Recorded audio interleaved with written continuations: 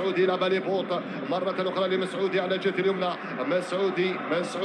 مسعودي ما زال دخل مسعودي على الأرضية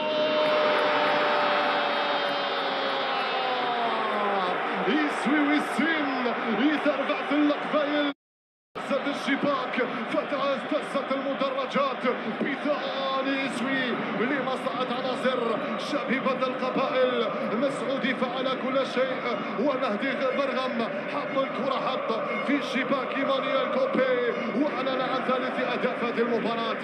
جات كرة جات من بوط جات وصلت مسعودي من هنالك على الجهة اليمنى فعل كل شيء واعطى كرة على طبق لمهدي مرغم لم يتردد لم يتهاون ترك ايمانويل كوبي يتساءل وش هذا جول ثالث لمصلحة شبيبة القبائل عن طريق مهدي مرغم. الشبيبة تمطر شباك بيبياني جولد ستارز الغاني بثلاثة اهداف.